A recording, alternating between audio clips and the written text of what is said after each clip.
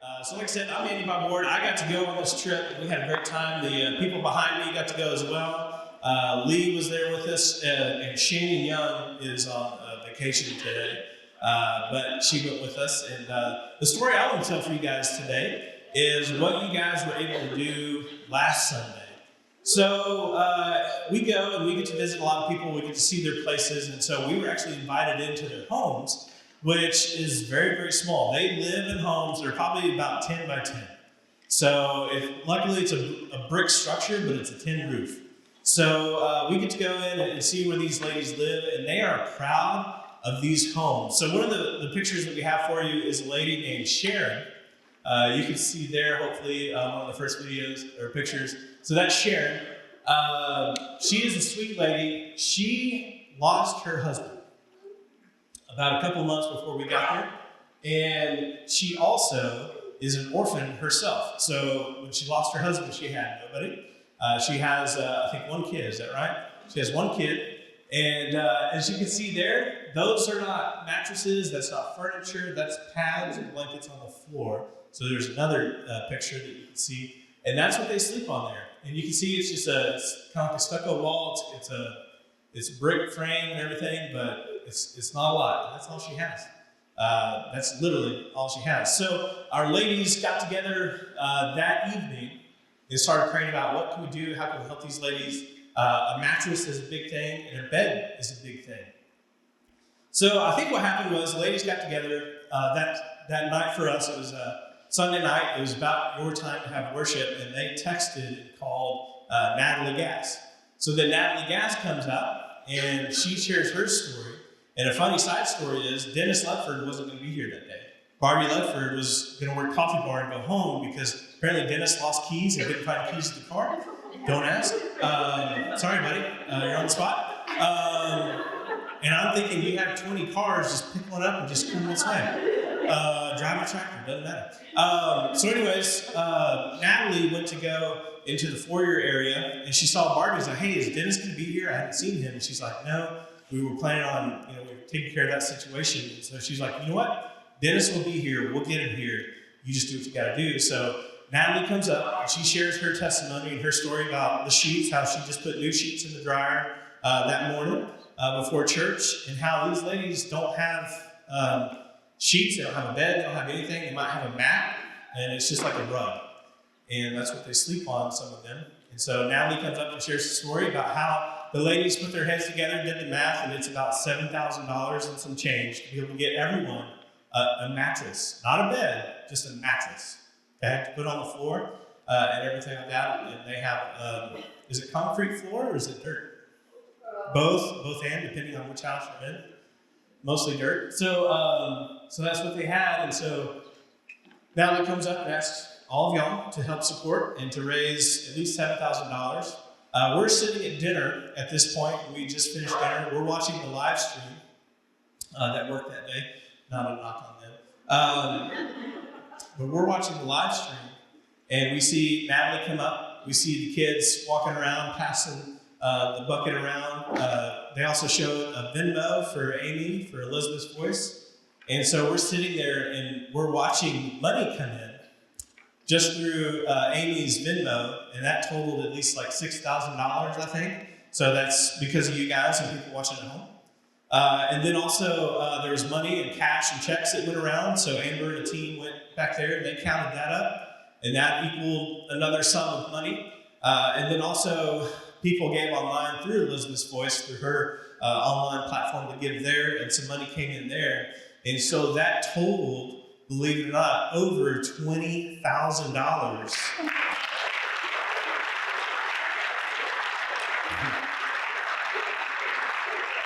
That y'all raised. And so what that means for them is it means everybody gets a bed. It was like I think 5 adult beds and like 77 kid beds, because what they do is they actually take their mattress, they go to boarding school, and they take their mattress with them to boarding school. So they'll take that mattress back and forth. So every kid will have a bed, every kid will have a mattress, every adult now has a mattress. And we had enough money on top of that to be able to provide sheets and blankets and stuff for everybody. So we have some pictures of that. And so it doesn't take much for them to be able to get all the bedding for that. And then here's a picture of some of the ladies picking up their stuff. And then on top of that you raised, people that might be sleeping on the floor. So some of the houses just have mattresses on the floor. Some of these people have 4 or 5 kids in this 10 by 10 house with them, with their bed. And so some of the people that don't have beds will also, this provides money to get beds for them as well. And so that's a huge thing. And then on top of that, something that we experienced every day there is some need. A lady was sharing her testimony with us, and it turns out their mom was in the hospital and needed a lot of tests and needed some stuff done. So it's not like here you go to the hospital, get it taken care of, and then they send you a bill later, and you're like, oops. There, you pay up front. So they say to run this test, it's X amount of dollars you pay now. To get this blood work done, it's X amount of dollars you pay now. To get this treatment or this medicine, it's X amount of dollars you pay now, and then we'll proceed with the care. And so if you don't have the money, you don't get care. Here we are lucky enough to where if we walk into any hospital or any clinic, they'll take care of us, they'll get us fixed up just enough to get us down the road, but there it's nothing. And so those needs come up all the time. There's different things that pop up all the time. And so that you raise, the $20,000 goes towards mattresses, goes towards beds, frames, goes towards sheets, and then it goes towards more. And we were there, and it was, I think the day was the 20th. And the funding that we raised for everything, Amy had already spent the funding for that month by the 20th. And she's like, it's about like this every month. And so just to be in mind of your support towards Amy and what she needs and what she needs help with, because the needs are great, but we need more. And so these ladies are going to share their testimonies about what they got to see, what they got to do. Robert's going to share his as well. And so y'all just listen and just listen to what God is doing in Uganda. It's pretty incredible, and it's thanks to you guys a lot. So thank you. Galatians 6:2, share each other's burdens, and in this way obey the law of Christ. If you think you're too important to help someone, you're only fooling yourself. You're not that important. Well, your help is important, and it's very important. I'm Robert Campbell, kind of the elder liaison to the missions ministry, and actually I had a 40-year career in banking, commercial real estate, and retired a year and a half ago. And at that time, about a year prior, maybe a little bit longer, they had been trying to build, they being Elizabeth's Voice Group, been trying to build a facility. They bought the land and trying to build an apartment and workshop area, because prior to that, the ladies had been working on a dirt floor. If it rained, they had a tent they put over, and that's where they made their products, they did their crafts and all that sort of stuff. So they started building this complex and ran out of money and management, whatever. So I volunteered with Lee and helped manage the finalization of the construction. Y'all's funding, your support, and love for that group provided the ability for them to now have a secure compound, gated. They have some young men who are providing them security. They have a workshop that is beautiful. You'll see pictures, I imagine, and part of it. There's apartments for Amy and some of the other ladies that will have needs that are beyond their immediate needs. And then also there's a community kitchen area where they can prepare meals. They feed them breakfast and lunch during the day. There's a bathroom where they can actually take a shower, because in their world, they have a hole in the floor for a toilet, and it's community, and there's no doors, and there's no security, and their shower area is 3 walls and a sheet where they go in and kind of splash themselves with water. Now they have a place where they can clean and also securely take care of their kids and bathe and clean them. This all was provided by you guys, all the support donors that come for Elizabeth's Voice. Amy and Evelyn over there are doing a terrific job. They are making a big difference. You are making a big difference. The one thing I was going to share real quick was the thing you go on trips or you hear stories about people or you hear their story. This time, and I've been to other mission areas, and you hear the stories from the people, but this time you got to actually hear their story firsthand and the impact and seeing the pain of their history and the abuse and the loneliness and the hopelessness. Just a comment that I heard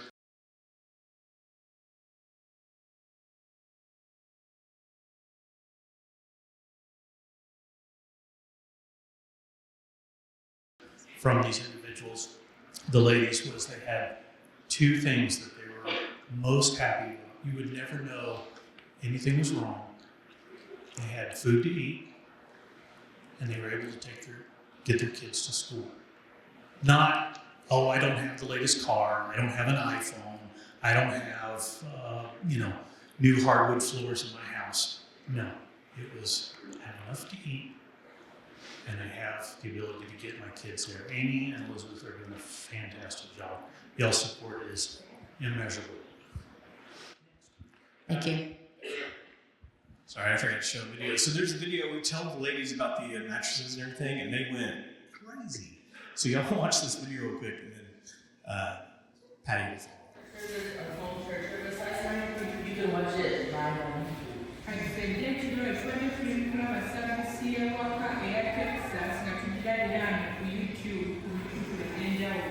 and these ladies got the idea to call one of our friends there so she could have made an announcement at the end of the service.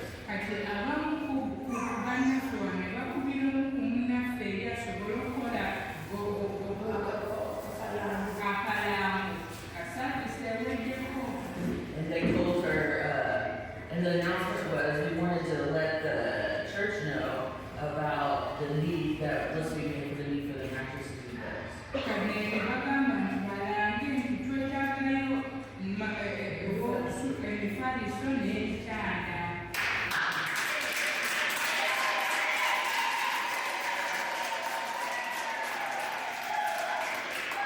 We were so excited last night because we were able to raise the money for all the beds and mattresses needed.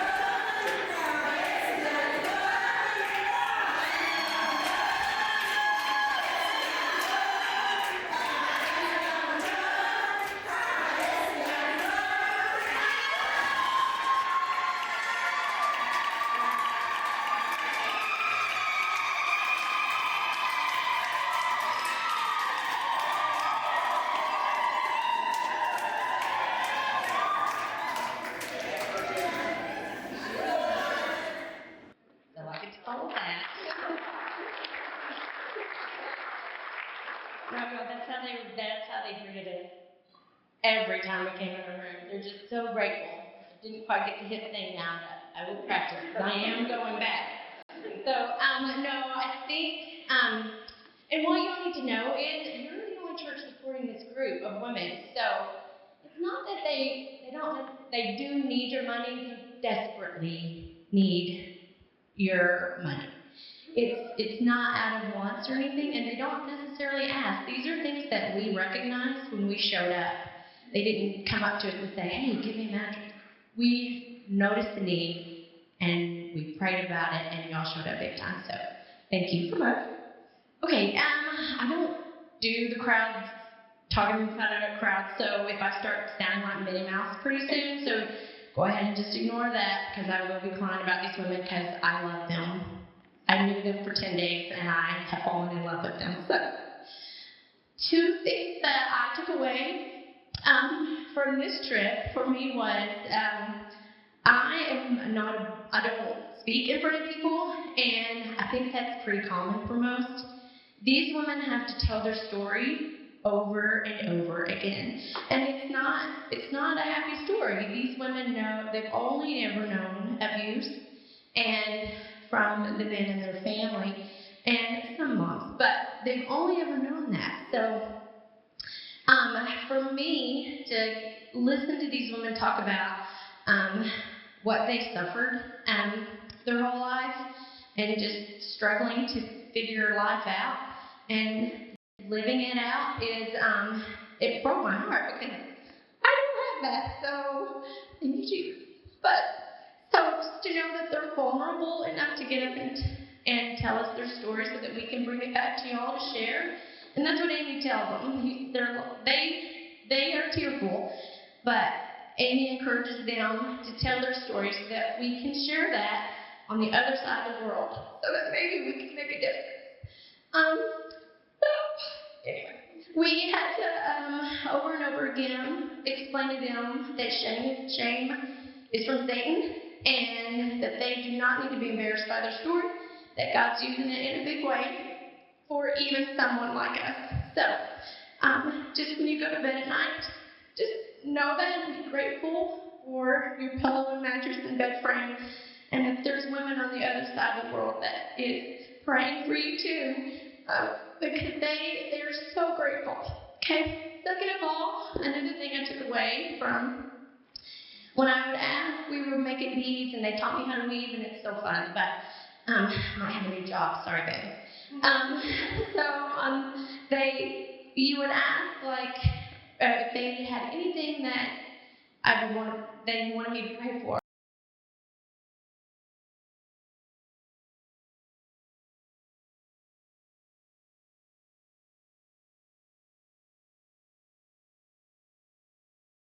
Only ever wanted a family unit is big in Uganda, but these women don't know it like we know it. Like, they don't have covenant marriages, and they don't have that example for their kiddos. So, Uganda, Namasuba has a pastor. His name is Pastor Ronald. He is brand new to the ladies.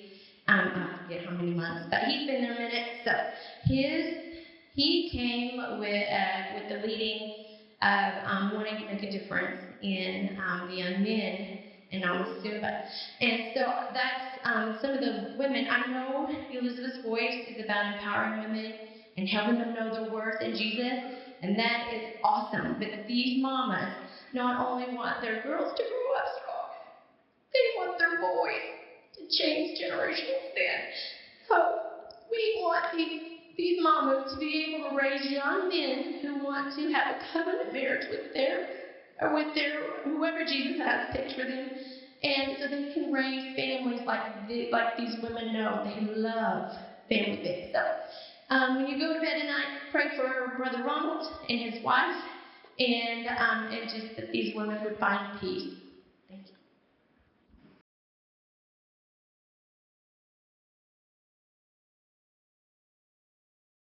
Each day, like they were all saying, we got to hear 3 or 4 stories from each of these women, And there was one woman that really impacted me the most. I mean, they're all very impactful, but this one really impacted me.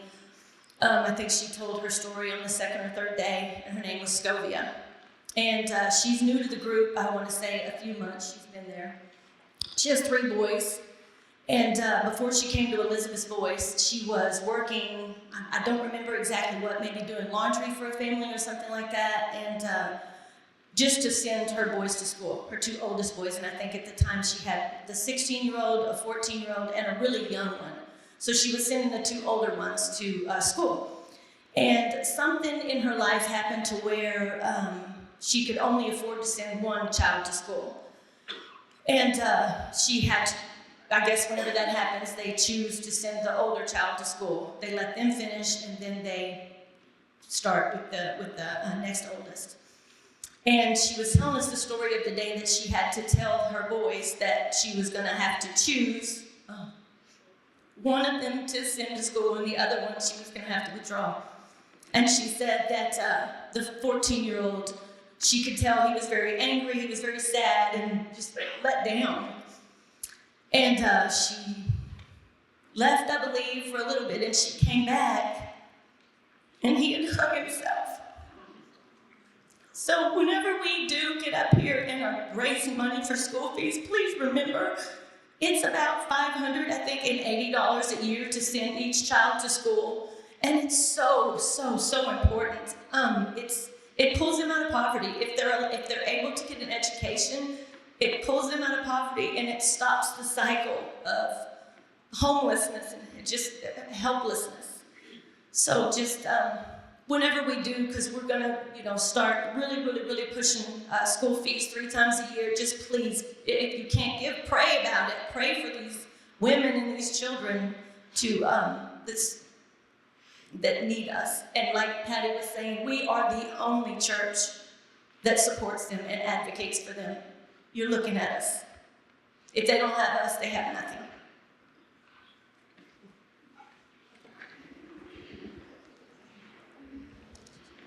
All right. Well, you heard a lot of stories. Continue to pray for them, for the people in Uganda. We got to meet Ronald. You probably saw some pictures of him up there. Really, really, really great guy. He told Lee that he likes Lee because Lee is theologically sound. They have a lot of prosperity and wealth gospel out there, and he liked Lee, and Lee kind of wore him out a little bit, and so he seems to be the right guy and do the right thing. And Susan just came back from being over there for a couple of weeks, and so pray for them, pray for us in our hearts, because our hearts are all broken for them. Some of your hearts are broken today for these people, just from these brief stories, and like Tammy shared about one story and about Scovia, every story is a heartbreaking story, and that's why they're in Elizabeth's Voice, because Elizabeth's Voice is not for the well-off person. It's not for the person who doesn't need much of a handout. These are the low of the low of the Ugandan women who find Evelyn. There's Ronald right there. Who find Evelyn, or they find Ronald, and they say, hey, you need to meet this person. And they go through and they meet them, and there's a lot of women, there's a lot of people who are turned away just because there's not any support, or their story they're doing okay. They need some help, but not as much help as these ladies do, who are the rock bottom, the very, very cast away, cast aside, thrown away women and their children. There's a story of a girl who came and her son was sick, and she was trying to get money for her son because her husband had already cast her away. And she said, I need money for our son who's sick, and if he doesn't get help, he's going to die. And he said, go home, let him die, and then we'll bring him back and we'll bury him on some of our family land, and just worry about that later. And you're just like, wow, that's a heartbreaking story to be a father who would say, go let him die, bring him back and bury him, no big deal, because I'm going to have more kids. That's a tough story to hear from these ladies, and they're all just tragic. And so be in prayer for them, be in prayer for us, and just allow God to continue to use Amy and just her ministry there. It's huge, it's impactful, and it's changing lives. And we're only seeing the beginning of what God can do with that ministry. So be in prayer for that. So thank you all for allowing us to go. Thanks for praying for us. Thanks for supporting. Thanks for all the things. If you have questions, feel free to ask us. We're more than happy to answer anything that you might want to know. Lee, take it away.